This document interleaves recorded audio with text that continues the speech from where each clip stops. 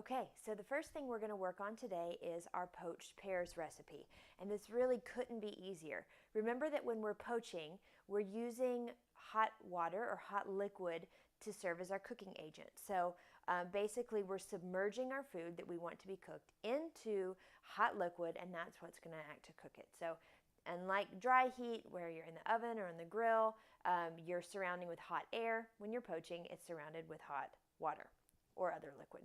So the first step we're going to do is cut our pears in half. Now, we want to try and preserve the stem end just because it's pretty on presentation. It's not a big deal if the stem comes off, but we're going to cut it from the top to the bottom. So this can be a little bit tricky. I would do the side, and we're just going to cut it in half this way. So remember your techniques, bear in the cave, tuck those fingers out of the way, get a good grip on your knife, and cut the pear right in half. Now, once you have it cut in half, if you have a melon baller, that would be a perfect tool to use. I don't, so I'm just going to use a spoon. And I'm actually going to try, I have this grapefruit spoon that's sort of serrated around the tip. And what I'm doing here is I'm just using the spoon to cut the core out. And this actually worked quite well. So I'm just going to go a little bit deeper to cut the core out of the pear. And that works perfectly. So I'm going to do that to the other side. And then once I'm done with that, I'm going to use my paring knife. Now remember, these are very sharp. I'm keeping my knives very sharp.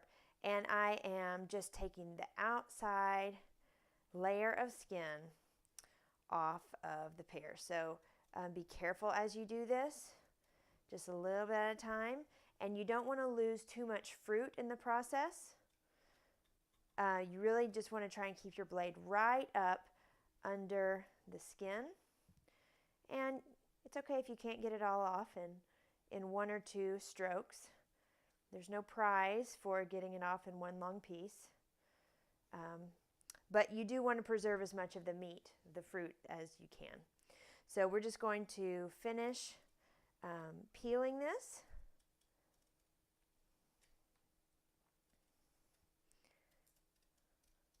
And then we will repeat this with the 4 other pears. So in your groups on Tuesday, or when you get to lab, you will each have 1 pear to do this to. Your own personal pear.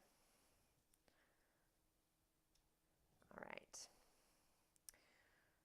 And then I'm going to kind of cut the stem end out here. Little V-shaped cut will work nicely. And I've got a peeled stem intact, half of a pear with the core scooped out with a spoon. This is what I'm going to do to all of the sides, so I will have 8 pieces just like this. And that's where we're going to poach our pears. Let me skip over to this though so I can go ahead and get this on the stove and get it going. I'm using a 4-quart pot here, and this is 4 cups of regular water. I'm just going to pour the water into my pot. And to it, I'm going to add my sugar, adding it right on in, and my honey. Now, once you've poached the pears and you have this cooking liquid left over, you don't just need to pour it out. If you wanted to, you could actually simmer it. You could put it back on the stove and simmer it until you made a nice thick syrup out of it. And that would be really delicious, drizzled over some ice cream or something else as a pretty decadent dessert. Get all that honey out. And then I'm just going to take this over to the stove. I'm going to bring it up and get it up to temperature so that the honey and the sugar will dissolve into the water. I'm going to go ahead and put it on the stove now while I continue prepping the rest of my ingredients. I'm going to slice this ginger just into pieces. Once I get the sugar dissolved, I'm going to add my spices to the mix, but I'm going to go ahead and get the water and the sugar and honey on to get started right now.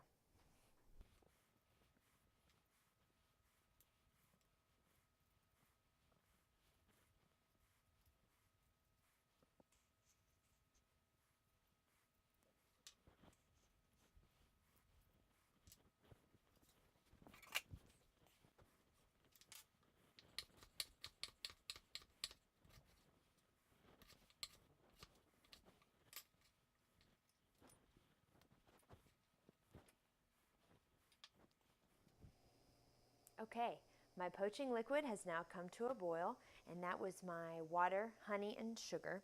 And now that that's done, I'm going to bring the temperature down a little bit, and I'm going to add the ginger, the star anise, and the cinnamon to the water. And the cloves. And that's really going to get the spicy smell going.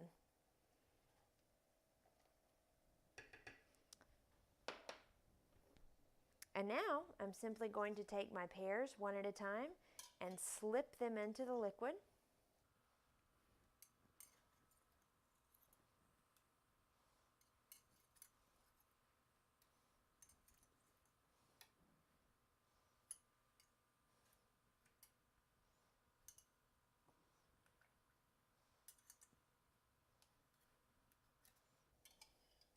The last one. Kind of moving everything around to make sure that my pears are completely submerged in the water. It's really starting to smell lovely. Okay, there you have it. All the pears are in the poaching liquid. We're going to let it go for about 20 to 30 minutes until the pear gives slightly with a fork. And at that point, we'll take the whole mixture and put it in another container to cool down. I'm going to let these steep in their poaching liquid overnight in the refrigerator. That's really going to intensify the flavor, but it's definitely something that you could eat right away. So I'll give you one look at this, then I'm going to cover and simmer it for about 20 minutes and check again.